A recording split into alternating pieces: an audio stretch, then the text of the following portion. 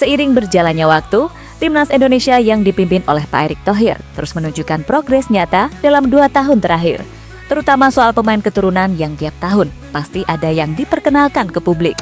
Bahkan di awal tahun 2025 ini saja, Timnas Indonesia telah menyumpah 3 pemain, dan siang nanti 3 pemain baru sudah disiapkan dan siap untuk disumpah WNI. Menariknya lagi, pemain-pemain keturunan yang didatangkan oleh PSSI bukan pemain sembarangan, alias asal comot bule yang sedang melancong di Bali atau sebagainya.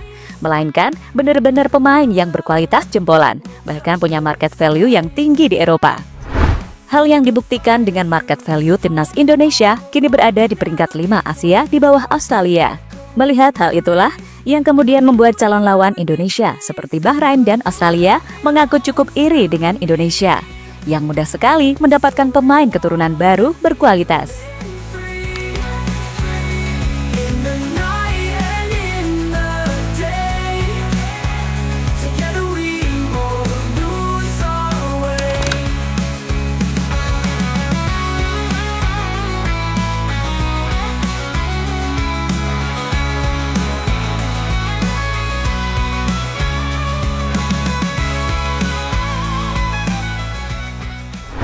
Jelang pertandingan babak round 3, Bahrain dan Australia sekarang ini benar-benar memperhatikan betul gimana progres Timnas Indonesia bersama para pemain keturunan.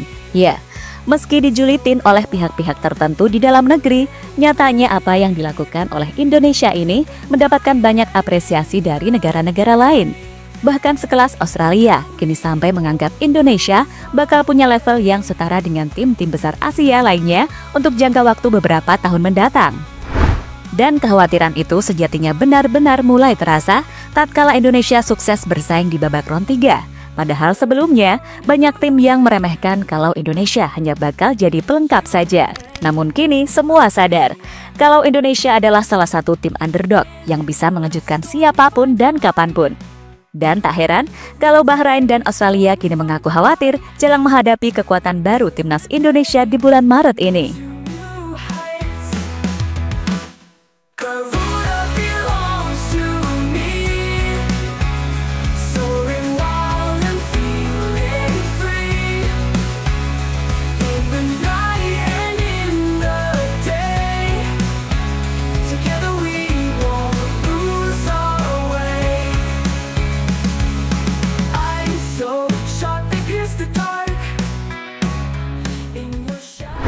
Setelah resmi mendapatkan Kevin Dix, PSSI terus mengambil tindakan tegas untuk tetap bisa bersaing di babak round 3. Dan seperti kita tahu, kalau di awal tahun 2025 ini, Indonesia terus menunjukkan progres yang nyata. Mulai dari mendatangkan sejumlah pelatih dari Belanda hingga mendatangkan 6 pemain baru sekaligus.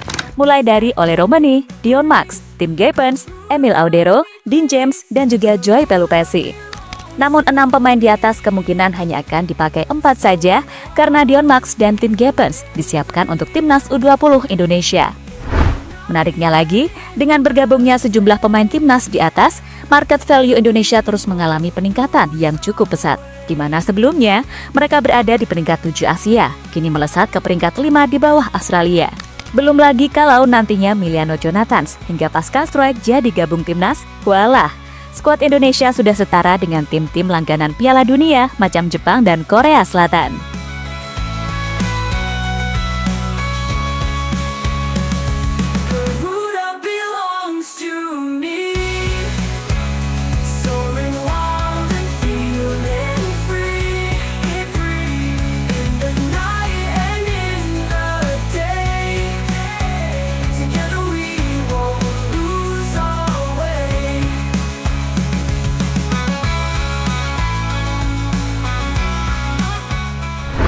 Popovic puji kedalaman skuad mewah Indonesia.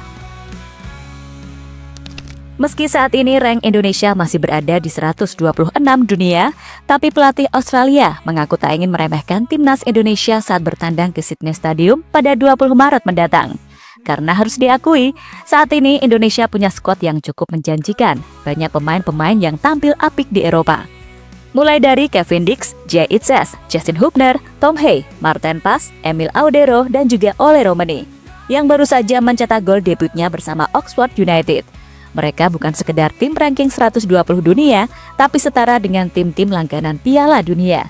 Indonesia benar-benar menjelma menjadi tim yang mengesankan di babak round 3 kualifikasi Piala Dunia 2026 ini.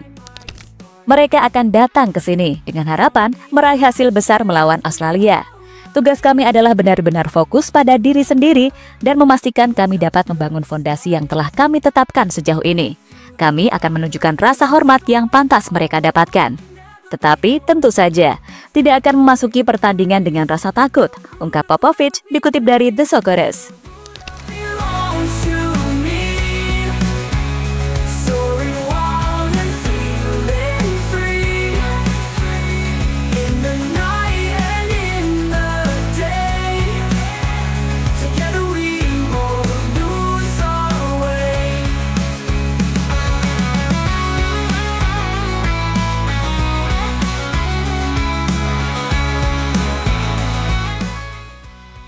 Bahrain dibuat kena mental fans Indonesia. Di sisi lain, bicara soal laga Indonesia versus Bahrain, laga ini sendiri akan jadi laga yang sangat krusial bagi kedua tim yang masih sama-sama memiliki peluang untuk lolos ke World Cup. Untuk timnas Indonesia, laga kandang kontra Bahrain dan Cina adalah harga mati untuk meraih 6 poin dan peluangnya terbuka lebar. Secara kualitas, timnas Indonesia nggak kalah, bahkan bisa dikatakan unggul. Dan penambahan pemain yang akan terjadi di bulan Maret membuat Indonesia bakal jauh difavoritkan.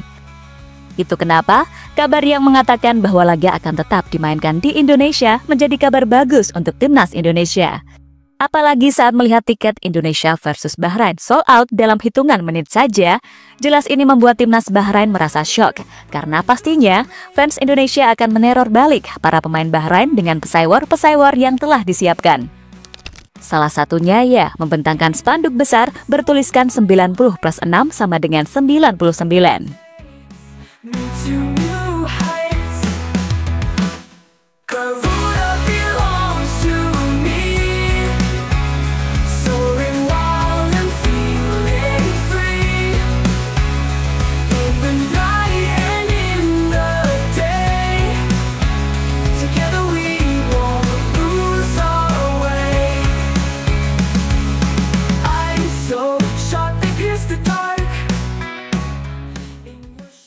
Cina dan Vietnam puji perkembangan timnas Indonesia. Sementara itu, melihat segala perubahan yang ada di skuad timnas Garuda Merah Putih, jelas membuat semua tim-tim di Asia maupun di ASEAN merasa kagum. Salah satunya dari calon lawan timnas Indonesia di bulan Juni nanti, yakni Cina. Cina mengaku kaget dengan perkembangan timnas Indonesia yang luar biasa. Mereka berhasil meyakinkan banyak pemain keturunan di awal tahun 2025, dan juga berhasil mendatangkan deretan pelatih kelas dunia dari Belanda. Tim Cina punya musuh yang kuat, dari tim lemah yang mengandalkan naturalisasi hingga menjadi tim kelas 2 di Asia, tulis NetEase 163. Sementara itu, media Vietnam The Tao secara tegas memberikan peringatan buat Cina andai nantinya punya kesempatan bertanding melawan timnas Indonesia. Sebab bagaimanapun, dengan kekuatan Indonesia yang sekarang, bukan hal yang mustahil kalau Cina bakal kerepotan atau bahkan bisa kalah ketika melawan tim asuhan Patrick Kluivert. Jika tim Tiongkok melaju ke babak ketiga kualifikasi Piala Dunia 2026, kemungkinan besar tim tersebut akan satu grup dengan Indonesia. Membandingkan kekuatan kedua tim, tentu tidak mudah bagi Tiongkok untuk mengalahkan Indonesia. Bahkan mereka harus menyiapkan mental untuk menghadapi kekalahan, tulis The Tao.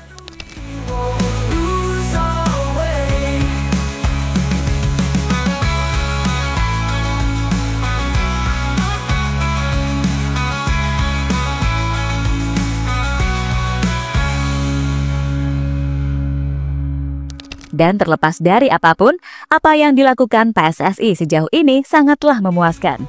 Para pemain keturunan yang masuk pun juga oke, sehingga itulah kenapa harapan buat Indonesia lolos ke Piala Dunia sangatlah besar walaupun gak 2026 ini. Paling tidak di 2030, ketika usia pemain timnas yang sekarang udah beneran mateng. Ya semoga aja hal tersebut bisa terrealisasikan. Intinya yang penting sekarang, gimana caranya level permainan Indonesia ini bisa setara dulu dengan tim-tim kuat Asia macam Jepang, Korea Selatan, Qatar, Iran, ataupun Australia.